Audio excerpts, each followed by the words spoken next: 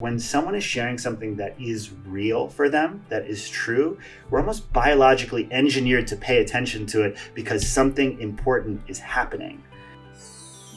This is Awakened Love, the podcast, and I'm your host, Angel. This is a space where we get real about sex, love, and awakening. So strap in, let's go deep. What's up, beautiful awakened humans? Thanks for joining us for another episode of Awakened Love. Today we have Andrew Horn, who is a Brooklyn-based social entrepreneur, writer, and communication trainer. He was recently called the Dale Carnegie of the digital age by Forbes and spends most of his time running the startup that he co-founded, Tribute. He's a dear brother. He is a master of question asking, connection, communication, and I'm so grateful to have him here today. Welcome, brother. Thank you so much for being here. So excited to be here. Yeah. You're a real master of conversation, I would say. I remember when I first met you, you ask a lot of really brilliant questions. And I remember thinking actually how rare that is. Can you talk a little bit about where does your curiosity come from? Is that a practice? Have you always been like that? Why is it important to you? Yeah, I have a really nuanced and deep journey with my own curiosity that really crystallized on one of the Summit Series cruises, this big boat with a bunch of entrepreneurs in the middle of the Caribbean many years ago. But I grew up really ostracized by my community. So I grew up in Hawaii and had a lot of difficulty making friends and fitting in. And when I got into high school, I developed a lot of performative traits to fit in and really kind of started to feel like I needed to be something to belong. And it started a long journey where I had insecurities about my intelligence, insecurities about my wit, and so many other things. And as I started to kind of integrate into, let's call them high achieving, air quotes, communities like Summit Series or Renaissance Weekend, student government conferences when I was in college, I realized that I had so much doubt about my ability to contribute value in conversations. But I noticed this pattern that when I asked people bigger, deeper questions about themselves, like what's your dream or what's challenging in your life, that these questions would often provide space for people to come to insights that they found valuable. So I developed this relationship with, I would say, questions, not even curiosity, but questions. And there's an important distinction there that when I asked these bigger questions, I could provide value to other people. And that was a reliable performance that I continued to kind of express into my early teens. And I had this experience early 20s, And I had this experience at Summit Series where I was talking to this really high-powered VC. At the time, I was running this children's nonprofit in Washington, D.C. that does adaptive athletics, sports for young people with disabilities. And I asked him a question. I think it was something along the lines of, what's your dream? If you knew you couldn't fail, what would you do? And I remember that he talked to me for several minutes. And when he was done, I looked at him and I had completely blanked on the answer. I wasn't paying attention to it at all. And I was like, wait a second, what are you doing? Why did you ask that question? Are you asking that question because you really care about the answer or because it's some reliable ploy to try and connect and to achieve the perception of being liked, being perceived as smart? And I remember I literally left the conference area and I walked upstairs and I was on the deck of the ship. And I remember asking myself, are you asking these questions because you genuinely want the answers or just because you think it's going to have some sort of desired impact? And I really sat in that inquiry for not only that conference, but the weeks that followed. And what I ultimately came to was this clarity that asking questions was actually just my desired way of being in the world. That when I really thought about asking questions and being curious, I just felt that it was a more interesting way to live my life. Because if I'm talking, I'm largely just repeating something that I already know about myself, and that to ask questions, to understand other people, the world, their ideas, was fundamentally just a more interesting way to operate. And so the more that I embraced that this was actually just an authentic expression of myself, the more I was able to commit myself to it And I have an even deeper journey of just learning to trust myself more. And that's a lot of the social flow stuff that I bet we'll talk about. But what happened is that my questions, which were largely a performance, led me back deeper into my curiosity, which was just what I want to know. And so my questions were no longer rote. They weren't templatized. My questions were just a vehicle to express my curiosity. And the deeper that I have practiced that, the more finely tuned I've become to what it is that I want to know in every single moment, whether that's with someone I'm just meeting, whether that's with my partner, whether that's with a client. And it's a really fun way to operate in the world. And one of my favorite things about myself. Yeah, it's one of my favorite things about you too. It's really, it stands out actually when you meet someone that has a genuine curiosity. And I know you said that it's not templatized, and I understand that because I think, when I actually was mentoring a group of coaches this year, and I was talking a lot about this recently, that if you're genuinely curious and actively listening, the next question will just naturally arise of what you want to know next. And sometimes we need some good sentence stems or starters to kick someone off. Do you have favorite questions as kickoffs?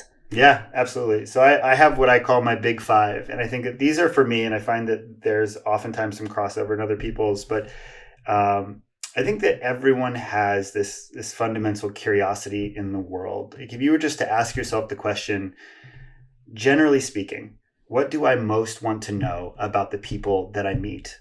And if you just were to ask yourself that question, if you were to meet a stranger, if you were to meet someone in your industry, potential romantic partner, if you're just to ask yourself, what do I most want to know about that person? And write down some of your responses, I find that you'll see some similarities about what it is that you're interested in. It could be ideas. It could be about their person, their experience as a human. It could be about their politics. It could be whatever it is for you that's most authentic and generative and intriguing. And so for me, my big five that I offer up at a lot of conferences, and usually I just kind of resort to because it's true for me, is what's most exciting for you? Number two would be what's challenging for you, which I think those two provide a space for people to go wherever the energy is alive for them. And I think that so often we focus on what we perceive to be positive. So oftentimes I'll ask people what's good, what sucks? And it's this idea that sucking is not bad. It's inherent in the human experience to have challenges. And so to create space where people can be full spectrum humans and be experiencing really high highs and really low lows at the same time, and that they don't have to pick. Yeah. So I love having those two and being available for that. The third would be, what's the dream? Understanding what people really care about. If they knew they couldn't fail, what would you put your energy into? Number four would be, what are you learning right now? And kind of understanding what is it that people are actively trying to cultivate, whether that's through wisdom, skill, physical pursuits, anything like that. What are you learning right now? And the fifth is, what do you care about? It's just generally what's important to you? Just straight up, let's be literal about it. Understand what it is that you care about. And so those five for me, and why that's helpful is that while those are a list, right? So they are templatized, but also that's just authentic, and it may evolve over time to what I generally want to know. And when I look at those questions for anyone I meet, I do want to know that about them. I feel that is some of the questions that are going to help me to understand the depth of their authentic experience most deeply. And so that awareness of the questions that honor my fundamental curiosity provide me with a sense of confidence going into any room. Because again, when you look at the kind of just the word self-conscious and what it evokes, it's that you are hyper aware of the self. And it's where we feel that kind of social anxiety in social situations. And one of the most effective ways to counter self-consciousness is to introduce other consciousness.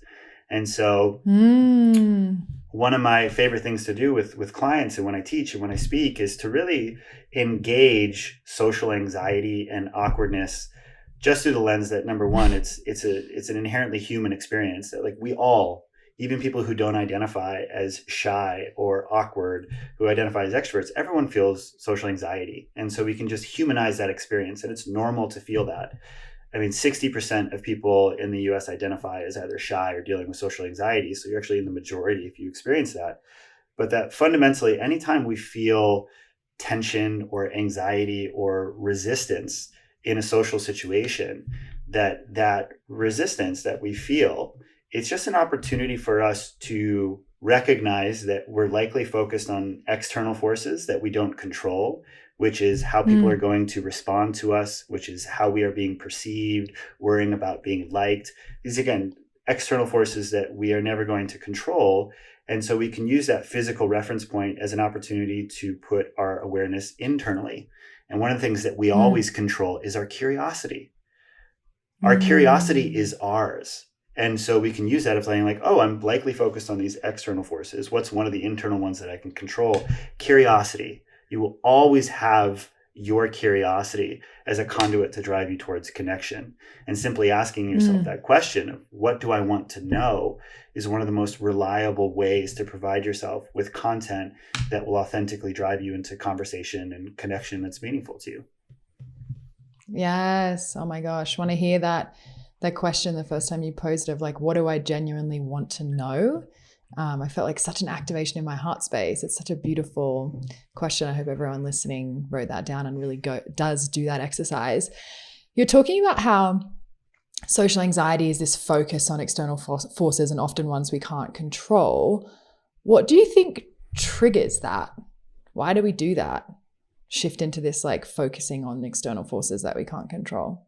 Yeah, I mean, it's the very human desire to control outcomes. And it's a very helpful way of relating with the world. That's the thing, is that it's not a bad thing to do this. To perceive potential outcomes and ramifications of our actions is very human. And it's not, it's just that sometimes this can become counterproductive. And the way and the place where this often becomes counterproductive is in interpersonal dynamics and relationships. And if you look at social anxiety and the biological basis for it is, again, it's that if we look at, primal times where cave dwellers were in primal communities, if you were ostracized by your group, right? If you said something, didn't do something, and were kicked out of your tribe, you're very less likely to be provided with support. You're very much less likely to kind of benefit from the hunt. And so you're likely going to die. And so there's this fundamental fear response in us of being ostracized, of not being included,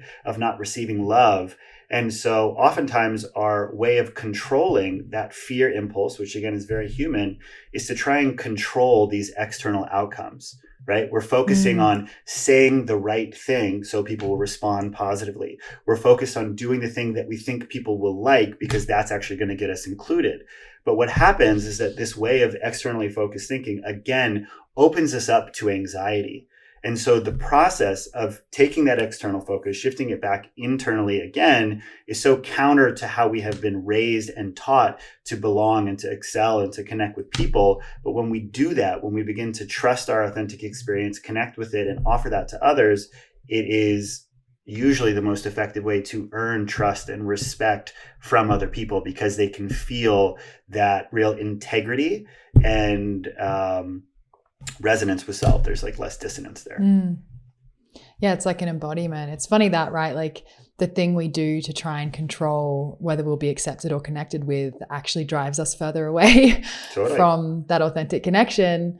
And you're right. I really think that at least I find those people very magnetic, who are super embodied and present in themselves and willing to like make love to their weirdness and be in their humanity, and like that vulnerable act of like being really comfortable with who they are, which isn't easy, I would say. I think we're talking about a lot of the themes now, but you touched on Social Flow, the book you're working on, and I would love to hear more about that, and perhaps we can weave in some of what we've been talking about into what you're working on.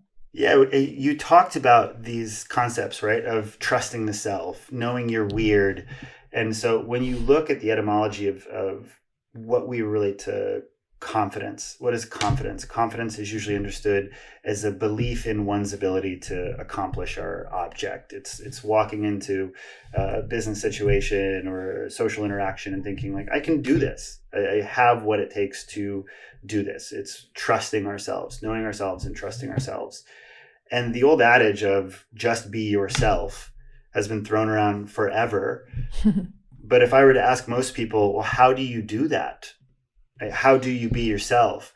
I don't think that there has ever been a really coherent framework that helped people to do that. Who am I? How do you answer this massive kind of esoteric question? Who am I?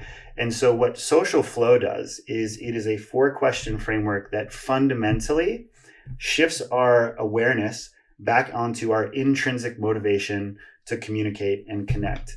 And what I found is that in any social situation, you have these 4 pillars of awareness that you do control. And that is intentionality. So that's how do I want to be? It's the first question. Well, I'll start by saying, Angel, say the word I can. I can. And what are the letters of I can? ICAN. Perfect. So in any social situation, we can say I can. And it's intentionality. How do I want to be? Curiosity, what do I want to know, which we've already talked about. Replace self-consciousness with other consciousness. Authenticity, which is what am I feeling and excited to contribute. It's pointing our curiosity internally and connecting with that which it is that we're truly energized to share. And the last is now, is how can I become more present? And recognizing that most of our anxiety in social situations is related to a prediction of what the future holds. It's how things will go. It's how people will respond to us. And so inviting ourselves back into the present moment and then cycling back through this, we're just more aware of what it is that we do control in any social situation. And what I would say is that, again, like who you are in any social situation, you are your intentionality, you are your curiosity, you are your authenticity, and your presence. And there are practical ways that we can channel each of those things whenever we're with other people, in any type of conversation or presentation. And so social flow is fundamentally that. And what's fun about it and why it's called social flow is that it builds off of a lot of the cutting edge research around flow states. And I imagine that a lot of your listeners are familiar with flow states, but flow states just largely regarded as the peak state of human performance. It's when you are performing your best and feeling your best, oftentimes with minimal effort. You're in the flow. And so this whole body of research, timelessness, the absence of self, so many other things. And one of the beautiful aspects of flow research flow was a term that was coined by Csikszentmihalyi at Boston University in 1980s. And when he talks about one of the fundamental triggers to create flow states, he talks about intrinsic motivation. And so he said that to live a happier life, to create more flow in our lives, focus on that which is intrinsically rewarding to you. And what that means is that, again, I'm doing the thing because I enjoy the thing, not because of the result of the thing, right? And so if we think about, like, what's something that you just love to do for the sake of doing it? Like, what just brings you energy every time you do it? Learning. Particularly about psychology and spirituality. Like I could just do it all day, every day. Right. And so it's because it's like, sure, the end result of that, of garnering wisdom, is very rewarding and fulfilling for you, but also just the process in and of itself is rewarding.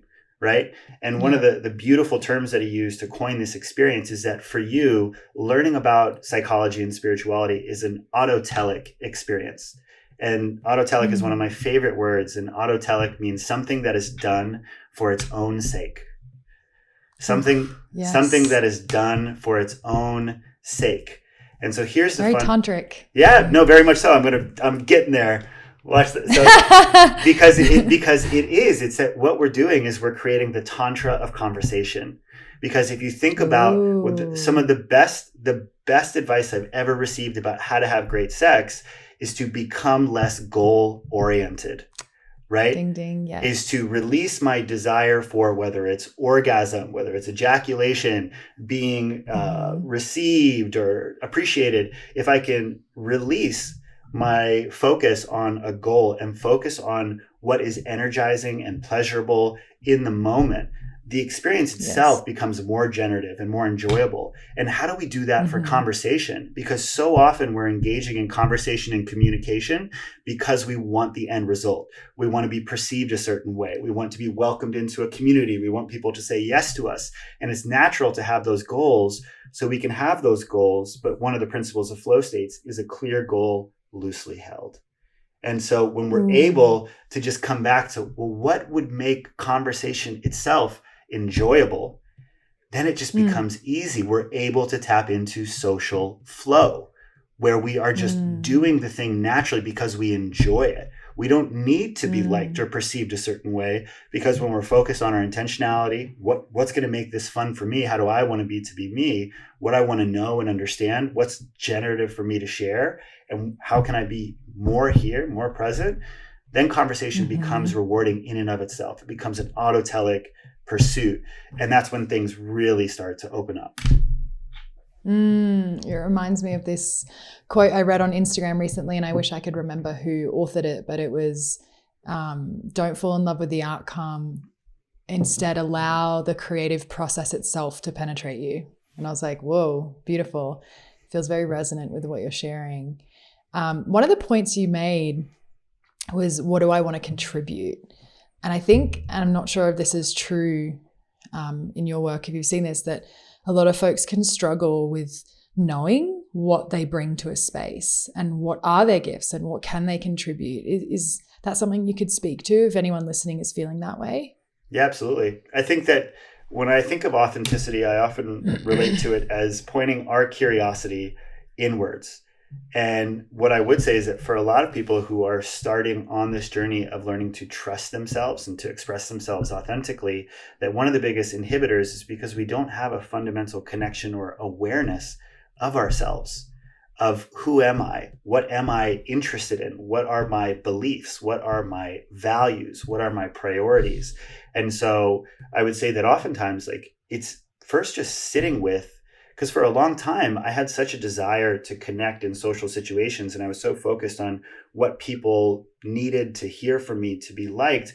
And then the more that I was able to understand, well, here are the things that I care about and that I'm interested in and that I am actively engaged in learning and cultivating wisdom on, is that I naturally became more aware of those 5 questions that I talked about for the external world. What's exciting for me? What's challenging for me? What's my dream? What am I learning right now? If I simply take those questions and point them internally at myself, I am going to connect with content that is alive and likely generative for me to share. Because again, it's the most radical and effective thing we can share to connect is what is real. There's no such thing as right. It's just what is real. And pointing our curiosity inwards and allowing to connect with that, I do believe is our greatest gift to share. And that when you look at the greatest teachers, it's again, like they have oftentimes studied and meticulously worked through material. But at the end of the day, the best speakers that you know are not the ones who are preparing long, drawn out presentations where they're remembering word by word. Like what they are connected to is really a share of what it is that they know, what it is that moved them. And it's that authenticity and connection with self that makes them magnetic, because you can tell that they're communicating from that place. And I think that there's a frame, we'll probably talk a little bit about men's work while we're here, but there's a frame that one of my mentors introduced, because a lot of the work that I do in the realm of men's work is really about what we call emotional mastery. It's experiencing and expressing our emotions transparently. And men especially have a penchant for getting into story. We tell stories about what the future is going to happen, who we are, what we need. And what we can say is that when you're working with a man and guiding them through their emotional experience, if you have the impulse to look away, that person is not in their emotional experience. And we've all had that experience of being someone in a conversation where you look at the door, you see what's going on. But I guarantee you that when someone is sharing something that is real for them, especially if it's coming through emotion felt as physical reference point in the body, you cannot turn away. We are truly, if you think about this, for how long we've existed as humans, and so many of those years where we were pre-language, where we were communicating through body language, right, and emoting, It's that when someone is sharing something that is real for them, that is true, we're almost biologically engineered to pay attention to it because something important is happening. And so, yeah. Well, I would say, and I wonder if any of the ladies listening, so I'd be curious on your perspective on this.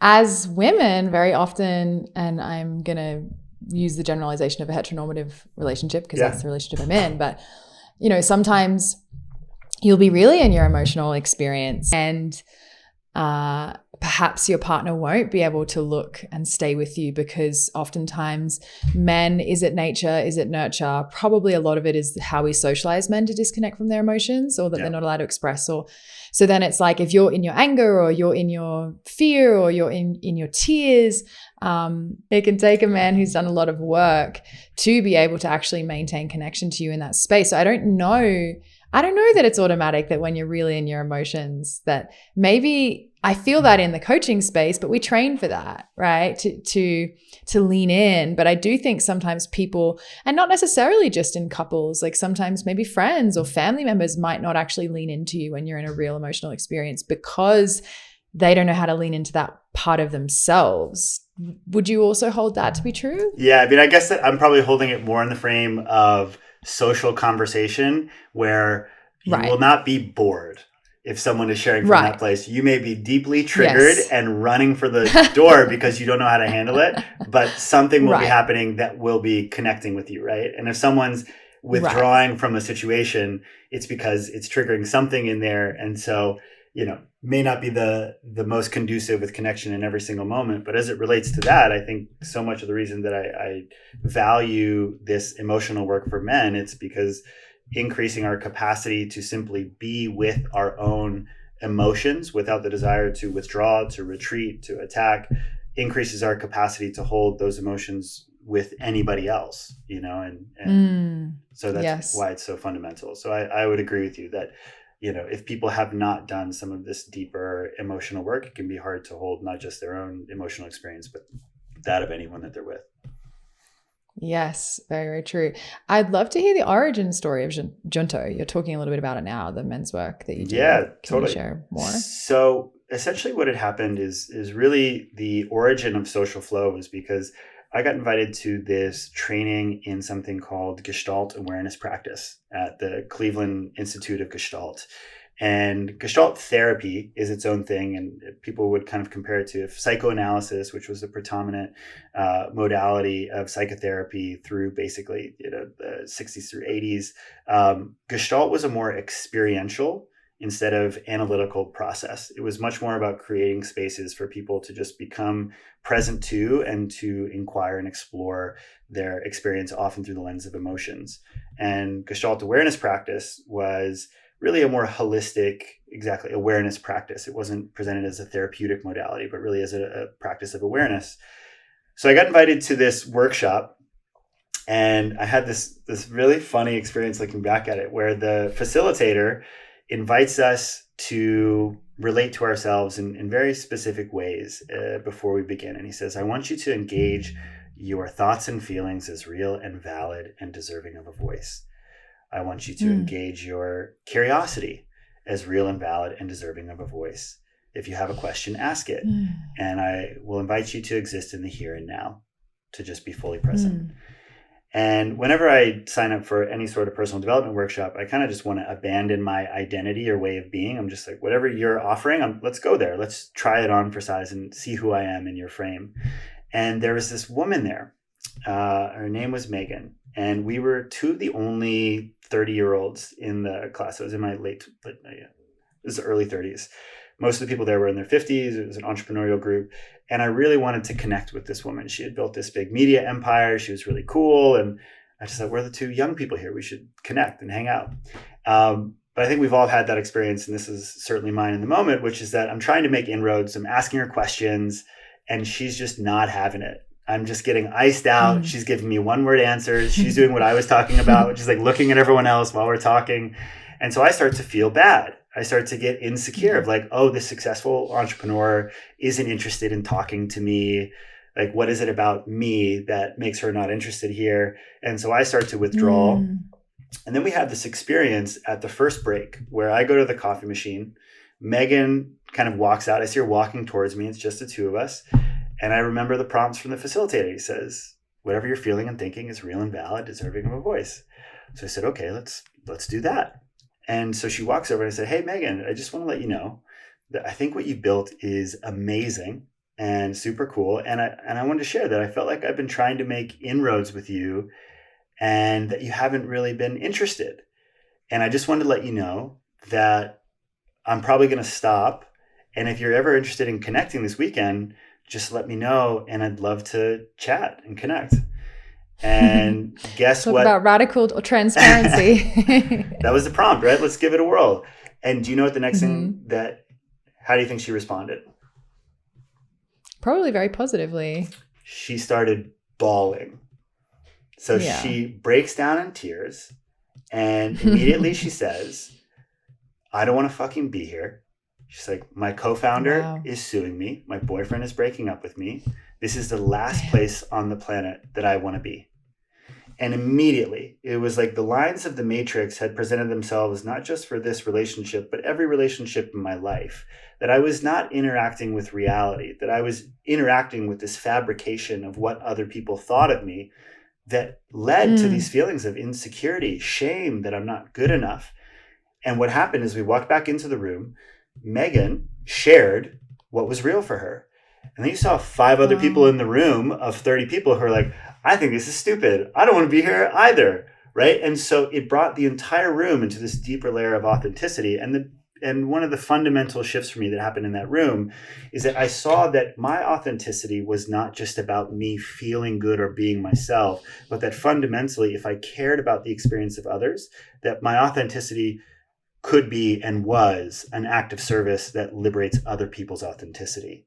It's that I would ask you about any of some of the most beautiful friendships I know. And like, so you think about your women or anyone who's listening to this, just think about your close group of friends. And I'll ask you a question. When you think about your friends, do you want those people to feel like they can be fully themselves and honest in your presence? Yes. And I always joke that I want on my tombstone, she made me feel safe. So she made me feel safe, right? And so even right there, it's that, so if we want that for the people in our life, whether it's our friends, our family, our coworkers, how can we truly want that for them if we are not willing to model it first, right? Yeah. How can we expect other people to feel safe to be themselves if we're not willing to model it first? And what's so powerful about that frame is, again, it's especially for me, who I feel like I identify jokingly as like a recovering codependent. I historically am much better at othering than selfing, validating other people's opinions than validating my own. And so what's so helpful about this frame, especially for people who have patterns of codependence or othering, is that it's a really practical way to see how something that we want for ourselves is genuinely a gift and act of service for the people that we care about. Is I would say that it is actually the most authentic and ethical way to provide space for the people you care about to be safe, is to do it yourself. And so I came out of that experience, and at the time, what had really happened is I've always had in my adult life strong groups of male friends. And there was a groundswell that was happening that I was seeing around men's work. And so I was inspired to take some of these techniques around authentic communication and to try and put them to work in a weekly men's group with some of my best friends in New York. And so I gathered 8 of my friends and I said, just come for one session. Let's try this on. Let's see how it goes. If it works, we'll commit to a month, then we'll commit to a year. And so 8 of these guys who were my best friends all came together. We connected with these prompts of just sharing honestly and authentically about what was real for us. And I'll always remember this, that at the end of our first session, it was just 2 hours in my Brooklyn apartment. My friend Neil, he just looks around and he just says, I feel so much less alone. And everyone, we have this device where we bang on our chests with one hand when we empathize with someone, and everyone banged on their chest. And there was something really powerful in that moment of realizing that I was fortunate enough to have really great relationships, but even creating a space like this, like we all felt so much less alone, so much more connected. And, similarly, I think that when the events of Me Too started happening and there was a lot of conversations happening publicly about toxic masculinity in general, what the world needs from men, I just became very called to create a space where men could be fully and completely themselves. And over time, as my work has developed and I've started to understand more about the historical imperative of men's work and the role that it has played in society, kind of looped all of kind of these communication frameworks into a ritual rite of passage that allows men to inspect and decondition their identity, especially through the lens of masculinity, so they can really recreate it on their own terms in a way that is authentic and honest to who they truly know themselves to be. Wow, powerful. I mean, speaking of, I guess from my perspective, that's the point of spiritual work or the path or sincere seeking, is to decondition who the world has taught us to be so we can reveal and embody who it is we truly are. And I'm hearing you talk about like these spaces and also rites of passage. Can you share a little bit about, you use the term toxic masculinity, and I think that we all have our own assumptions of what that means to us, but I'd love to hear, what does that phrase mean to you? Yeah, I think it's important to simply break down what masculinity is, or like what is a shared definition, then we can talk about toxic masculinity. Masculinity, if you're going to bring that word into play, is inherently subjective. The actual definition of masculinity is that it is a collection of traits, characteristics that we associate with the experience of a man, right? So it's inherently subjective because the characteristics and traits that we associate with a man are going to differ from person to person. And so similarly, like if that's what masculinity, then toxic masculinity are the negative, antisocial characteristics and traits that we associate with the experience of a man. And ultimately, when we're talking about these things, I think it's most useful to talk about them through our first person judgments and perspective. Because if we are trying to assume like what it is that is right for everybody, it becomes very, very hard to do that and oftentimes less productive. And so I think that there were a lot of people that were sharing perspectives about what toxic masculinity is. And similarly, like this is where I think we have a novel approach to rites of passage and the value of them and the role that they play, is that so often society has held a very rigid idea of what it meant to be a man. And if you look at where the modern men's work movement originated, it was actually a response to second wave feminism. And so basically what was happening is that you were in a time where women were receiving much needed and deserved economic representation. And so what happened is women started to radically enter the workforce to become breadwinners, is that you had this shift in how men were identifying themselves, because so long it had been very rigid as woman is nurturer, man provider. And so when that no longer became this societal construct, there became a need to have a conversation around what does it mean to be a man when we're not just subscribing to this very narrow and rigid understanding of it. And so it provided spaces for those very important conversations of like, what do we think it means to be a man? And throughout history, rites of passage, which again, if we look at the etymology, a rite of passage is any experience that allows an individual to transition from one place of being into a new place of being, and oftentimes set of responsibilities in their community. So rite of passage is fundamentally, it's a ritual or an experience that allows someone to transition into one identity within their community to a new identity and oftentimes new responsibility. And what do you think are the biggest transitions for men? Like, what are those archetypes or transitions? Yeah, I mean, the ones that, and I think that this is a great question to ask, is because oftentimes the biggest transitions for men, there's a very important shift to grasp here, which is that I think it's the culprit for something that I call Peter Pan syndrome, which is that you have a lot of very, very grown-up men acting like boys in their commitment to themselves. And so the most ubiquitous rites of passage that we experienced for so long were, first and foremost, they were religious for a very long time. And you have participation in religion that has been drastically declining for a very long time. And then you had some that were experienced by mostly everybody. And those were marriage and child rearing. And the important thing to recognize about these is if you were to look in the 1950s and 60s, when were most men having babies and getting married? It was in their early 20s. And fundamentally, what this rite of passage evoked was a shift in your focus on self to a shift in our focus on other.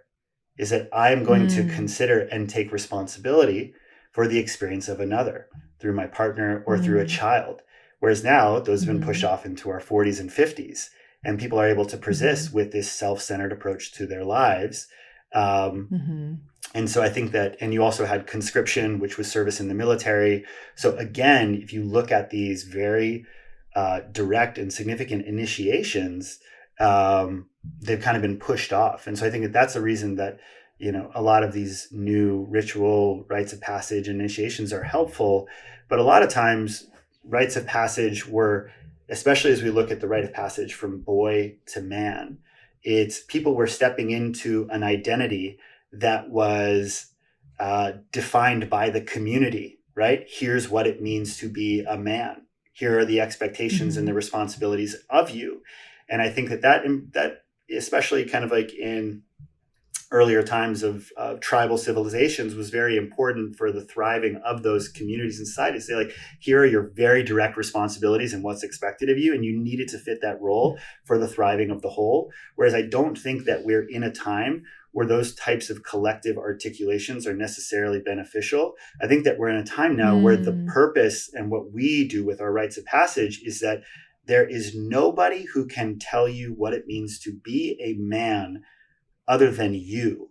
But we will challenge you and implore you that it is crucial for the thriving of the whole, not just your micro community, but the macro communities that you belong to, that you are very clear about what does it mean to be a man? What is toxic masculinity for me?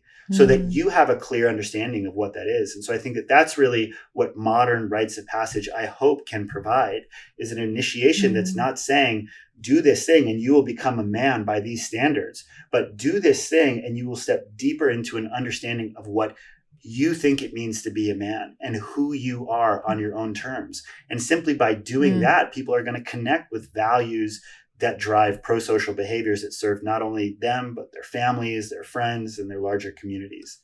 So. Yeah, for some reason, the question that sprung up as I was listening to you is like, I'd love to hear from you. Most of our listeners, I think 90% of our listeners are women, and conscious women at that. I'm curious, you know, you're a conscious man and you're speaking of that process of becoming more conscious and supporting men through that process. How would you say, how can a human love a man really well? What does that look like from your perspective, to love a man really well? To love a man. What a great question. To love a man. And this is through the feminine lens? Or through the feminine lens and the romantic lens, I would even say. Yeah. Like, you know, awakened love. How do we love a man well? I think it is fundamentally to want the best for them. I think it's basically wanting the best for them. It is this layer of compassion.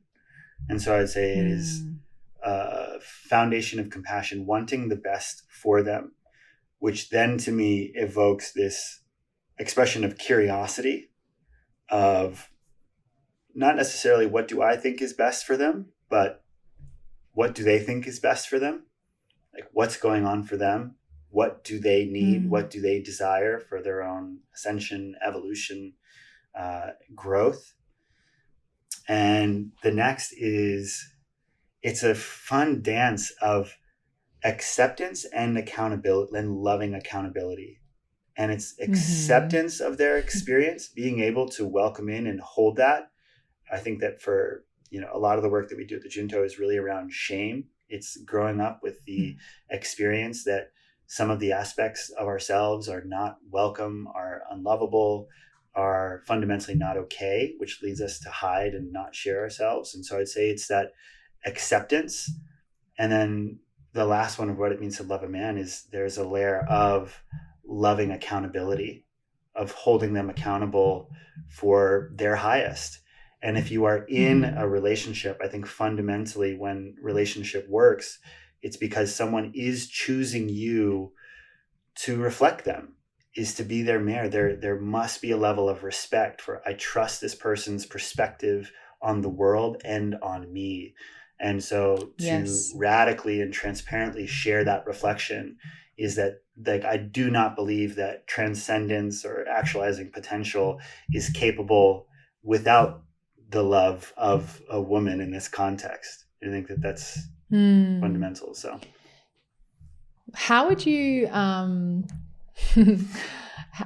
what's the best way to give a man feedback from your perspective as his partner, as a woman, as a female partner? It's a very heteronormative sentence, but I'm just going to ask the question because I'm genuinely curious. Yeah. So I would say the best way to give feedback is through the first person owned experience. As much research as I've done in the space, I think that nonviolent communication, when done beautifully, conscious communication, whatever you want to call it, is being able, it just works. It just works. It's that if we can kind of invite in the process of helping a man to evaluate specific things that they have done and the impact that it has had, you are going to be so much more effective at having that feedback received. But again, I think that especially for so many men who have not had the experience of the shadow and the shame aspect of themselves being received and integrated, there's a real sensitivity to criticism and to shame because they so deeply are not available to go there. And so the gut reaction to that type of feedback is just withdrawal or attack. And working with shame is tricky, huh? Like, we really, as humans, I think it's such a human experience you were describing of the parts of us that feel unlovable and therefore that we have to hide. And I think that is one of the fundamental things we can do to have healthy relationship, is to really track what brings up shame in us, and therefore, do we act it out or act it in? And if we're tracking our own experience of shame, then we can do what you did by the water cooler with that woman and just say, hey, this is what I want, and this is what I'm noticing. Another thing I like to share is like what I'm afraid of. My fear is X. And the phrase that I've noticed really the masculine really loves is, can you help me? Which is like, I noticed when you said XYZ, I felt this. And what I really want to experience with you is this. Can you help me? Yeah. And then I noticed that really has them lean in. I love that. Instead That's of you're doing it wrong. Powerful. Yeah. I love that.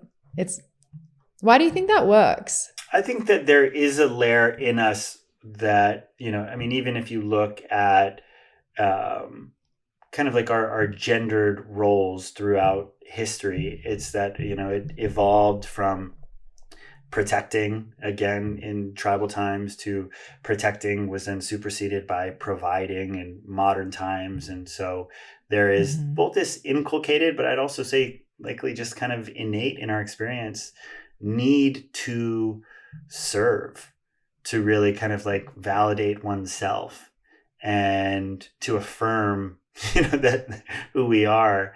And if you can present your feelings, your experience, your desires in that frame of, can you serve me? Can you support me? That there's a piece of us that wants to show up. And so I think it's super powerful. Yeah, it's like an invitation to rise instead of like a pushing down or a criticizing. And I think what I'm realizing through us having this conversation is that I think for men on their side is like learning to express the emotion, because then a woman can lean into her natural desire to nurture instead of not knowing, trying to track you, nagging, trying to get it out of you. What's actually happening? I'm fine. No, you're not. I can feel something you know what I mean? A lot of times women will track their partner's emotions more deeply than their partner is. Yeah. And is it nature or nurture? I don't know, but women definitely receive less socialization around their emotions and verbalizing their emotions, which gives us a head start at EQ. And so very often you're tracking your partner's emotions before they even know something's wrong. And so that can create this kind of crunch. Whereas when a man, if he's in shame, instead of withdrawing or lashing out or whatever it is, I mean, any human, of course, but for the sake of the dynamic we're discussing, can say, I'm actually feeling a lot of shame right now. I'm feeling really blamed right now. I feel like you're making me wrong right now. I'm feeling whatever it is. Then the woman, in the same way as when a woman says, can you help me? A woman can go, oh my gosh, like, let me lean into nurturing you because you're telling me how you feel, versus acting it out in a way to try and hide it. I love things that are so pithy or easily shareable. And that's a tweetable. That's really good. Because it's just a couple. What does pithy mean?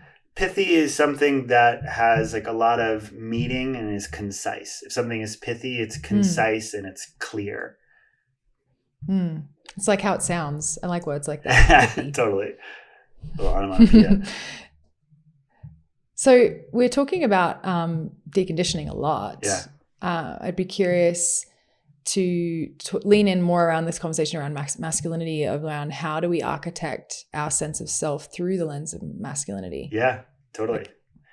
I mean, I think that it's fun to look at masculinity of what are the most significant forces that are impressing itself upon it. Where do we develop our sense of masculine identity? And I would say that there's a couple that I find to be very clear. And so the first would be for most men, their relationship with their father, for better or for worse. The second would be their relationship with other men. So how they've been socialized through their male friendships. And then what I would also say is oftentimes it's really engaging with our own shame. And I think that, like, again, it's just the parts of ourselves that we have told ourselves are really not welcome, that we need to hide away, not engage. And so I think it's that shadow part of the self, which I think has so much to do with the kind of hardline masculine archetype of the warrior and the person who's emotionless and fearless and all these other things. But so what happens is, how do we architect our identity? I think is just asking ourselves some questions fundamentally of really, like, so we talked about them here, but what does it mean to be a man? What is our answer to that question? Most people, do you want to speak about it purely biologically? What does it mean to be a man? I think it's helpful to come to an understanding of that, especially in times when there's a lot of conversations that make that issue quite complex. And then second, I think that there is, what is healthy masculinity for me? So what are the characteristics and traits that I associate with the experience of a man? There's a helpful exercise that you can do for this one, which is you create 4 quadrants. And basically what you have is in the top quadrant, it's healthy masculine. And then in the top right, you have unhealthy masculine. And in the bottom left, you have healthy feminine. And in the bottom right, you have unhealthy feminine.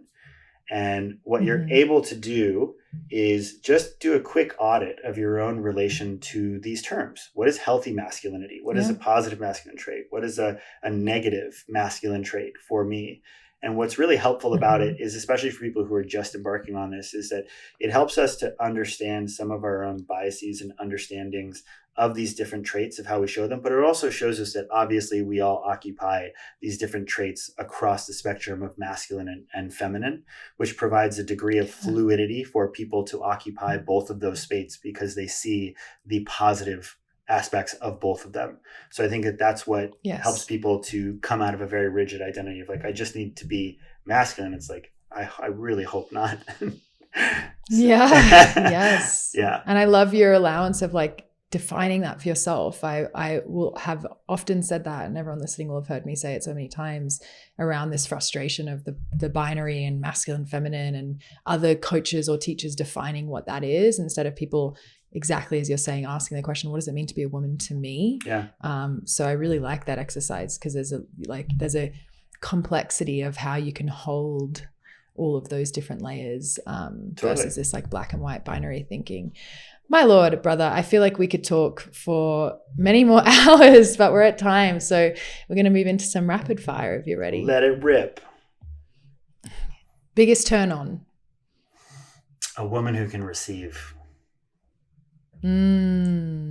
Fastest way to turn you off? Shame and criticism. Any kinks? So many. I'm just beginning my exploration of BDSM and power dynamics, and just the ability to take control that's like deeply in the service of my partner. So I would say that is becoming a very real kink. Amazing. If you could be any animal, what animal would you be? You know, I had a funny, I'm making this less rapid fire. They're never rapid fire, by the way. The ongoing joke is that it's a process-oriented tantra rapid fire, so don't worry about it. For some reason, I've been identifying with fox energy quite a lot recently, which I don't even like, because a fox feels kind of small, and I don't know. But no, they're awesome. We have them up here. Yeah. They're amazing. I like them because they're a cross between a cat and a dog, kind of. Like they're a dog, but they've got cat energy. Yeah. I don't know. I like them. All right, so I'll take fox. Patrick identifies with the fox too. Oh yeah? Okay, well then I'll definitely say fox. Now it's completely if you could decide on your last meal on earth, what would you eat? I just did this with a friend. We mapped out our entire day of our last meal.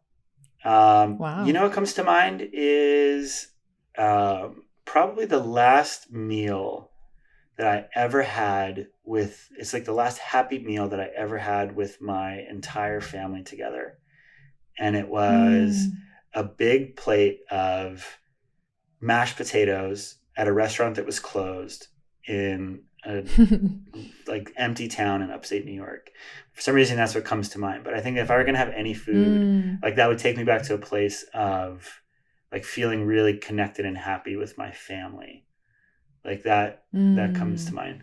Weird. I didn't expect that. Bless. I love that. Mashed potatoes are great. Connection's awesome. What's not to love? But now I'm like, but there's so much other food I want to eat. Mashed potatoes? Come on, I'm kidding. Mashed potatoes are great. My Commonwealth ancestry my Irish ancestry is really tingling at that. So we kind of touched a lot on this already, but what's your favorite dinner party question? My favorite dinner party question. Well, the poet Emerson would often say, what has become clear to you since last we met?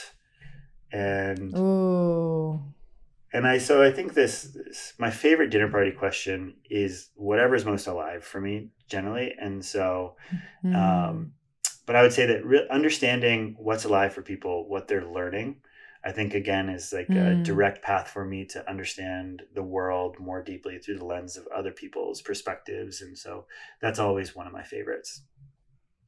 Love that. What has become clear to you since last we met? I'm going to use that. And last one, if there was a universal answering machine that everyone in the cosmos would hear today, and you could leave a message on it, something brief, what would you say? Take your time because we can edit out the pause. So everyone gets to hear this, right?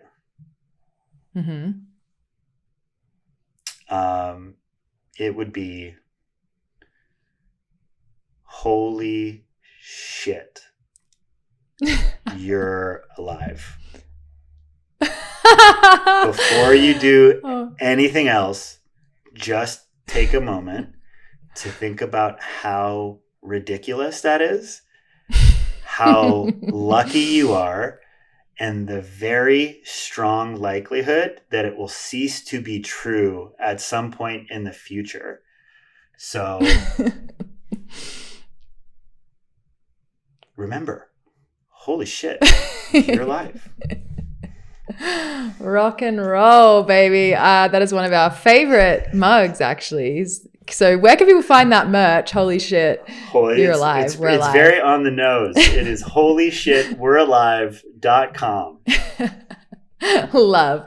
And where can people connect with you and your work? We didn't even get to talk about tribute. There's so much you've done in this world and have already contributed and will continue to contribute. So I'm sure we'll have to have you back. But perfect. Where can people find and connect with you most easily? So for all my stuff, it's easiest at my personal website. It's itsandrewhorn@gmail.com. You can also check out tribute.co, which is my business that makes it easy to send group video montages on birthdays, weddings, graduations, you name it. And it's a whole lot of fun.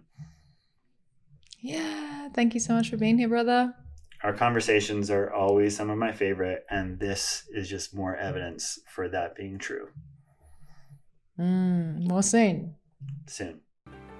That's it for today, Awakened One. And just a quick thank you from me. Thank you for gifting us with your most precious resource, your time and attention, so that we can make this world a more awakened place. And if we're not friends on Instagram yet, then we absolutely should be. So come on over and say hello at Angelika Alana, and I'll see you there and see you next week.